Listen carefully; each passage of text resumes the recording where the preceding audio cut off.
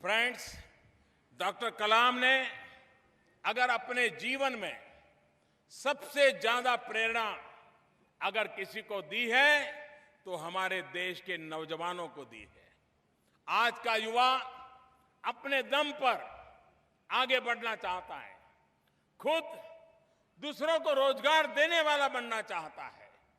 युवा अपने सपने पूरे कर सके, इसलिए केंद्र सरकार ने startup India, stand up India जैसे कार्यक्रम शुरू किए हैं। டாக்டர் கலாம் அவர்கள் யார் மீதாவது அதிகமான அன்பு செலுத்தி இருந்தார்கள் என்று சொன்னால் அது இளைஞர்கள் மீது. ஆகவே அந்த இளைஞர்கள் அவர்கள் முன்னேற்றத்திற்காக stand up India, start up India ஆகிய திட்டங்கள் அந்த இளைஞர்கள் வேலை தேடுபவர்களாக அல்ல, அடுத்தவருக்கு வேலை தருபவர்களாக அவர்களை உருவாக்குவதற்கான திட்டங்கள் கொண்டு வரப்பட்டு இருக்கிறது.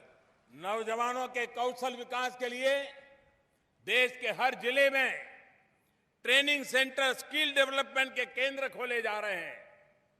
अपना कारोबार शुरू करने के लिए युवाओं को बैंक गारंटी जैसी दिक्कतों का सामना ना करना पड़े, इसलिए केंद्र सरकार मुद्रा योजना चला रही है।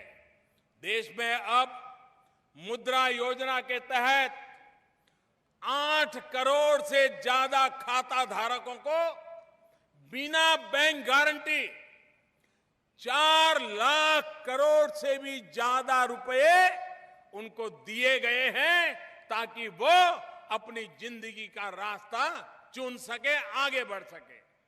இளைஞர்களுக்கு அவர்கள் திறன் மேம்பாட்டு ஏற்படுத்தி அவர்கள் தொழில் துவங்குவதற்காக வங்கிகளில் யாரோட கேரண்டியும் ஜாமீனும் இல்லாமல் அவர்களுக்கு நிதி வசதி ஏற்படுத்தி கொடுப்பதற்காக முத்ரா வங்கி கடன் திட்டமானது கொண்டு வரப்பட்டது.